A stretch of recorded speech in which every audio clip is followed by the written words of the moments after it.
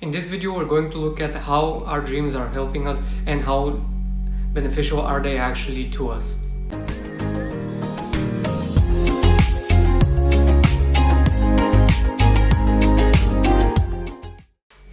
An interesting thing about dreams is that they appear when we are sleeping and enter a specific cycle called the REM cycle. In that state, and this is the most interesting part in my opinion, everything else except our brain is inactive. So the only thing that remains active is our brain. Everything else is turned off through a specific neuron that ensures that while we're sleeping there will be no shaking and moving around, as well as start standing up and sleepwalking. And usually when somebody starts sleepwalking or moving when he's sleeping, scientists say that there's a specific deficit or a problem with that specific neuron. I don't remember what it was exactly. But the activity of the brain during the REM cycle is the same as when we're awake. So that begs the question, does it matter if we are sleeping or not? Usually when we go to sleep, we think that we're releasing ourselves and we stop thinking and we just rest, and that's it. But as it turns out, the most important part of the dreaming is that activity of the brain. What does it actually do? Mostly, if you ask a scientist or a researcher, he'll tell you that it's reassembling the information in the brain. And since we feel relaxed and rested after we wake up, we can assume that it's usually reassembling the information in a more beneficial way. Now, this is something that happens every night, so I think we're actually enter the REM state every time we go to sleep, as long as there's enough time, right? And we don't have any interruptions.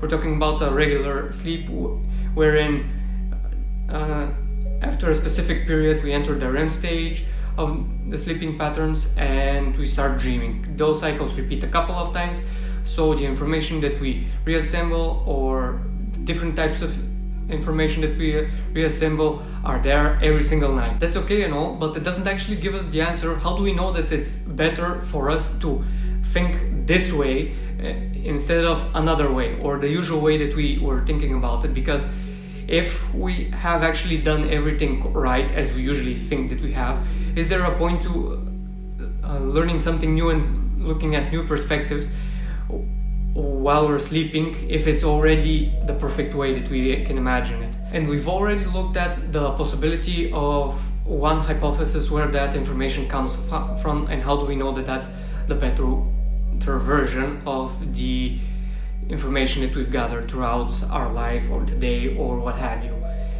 Here's another one, and going forward we're going to look at how those things, how both hypotheses are connected and why I think they are. Now, you probably know this, or you know the example that it's all well and good to be focused and present on what we're doing at every moment of our life, so that we know what's happening and how we can continue forward. But the more we focus, the more we hold on to something, whatever it is, even if it's an idea, the more painful it gets.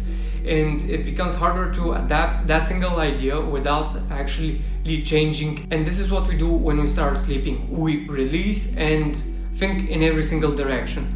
A confirmation of that is that actually our dreams can be anything. They can look connected when they're not connected. They feel connected when they're not connected. And it doesn't really matter what we see or what we experience.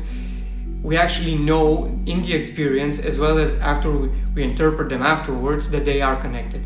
And that's a proof that our thoughts go everywhere. They're all over the place, and they still remain connected, as well as present about our current situation, but they're expressed in a different way, in a way that's easier for the brain to reassemble that information so that we can lead a better life. We know from way back in time that dreams can interpret the future, or they can predict the future, and it sounds logical that the dreams can interpret our future, since they are actually assembling the information based on our thoughts, our information, our experiences, and our choices. So how probable do you think it is that when the brain actually reassembles that information, it can actually predict what's going to happen to us, since it is actually the source of all the information that we have about everything that we've experienced. Okay, but how far in the future can it predict? Well, I would guess that it depends on how much we focus on the future, how we assemble our actions in the future, how we think of doing, how we think of developing in the future, so that we actually have a concept of what we're going to do, and we gather and adapt every single bit of information in that specific direction. So the farther we look, the farther we can see. Whatever we do, every single dream is going to be affected by that specific view that we have for the future. So it really matters how far we're looking, so that we know how far we can see. And there can be many variations, but the results are going to be as expected. If you think this video is useful, share it with a friend, share it with a colleague, share it with anybody you think might find this useful, might be interested in this, so that we can help them learn more about dreams. And I'll see you next time.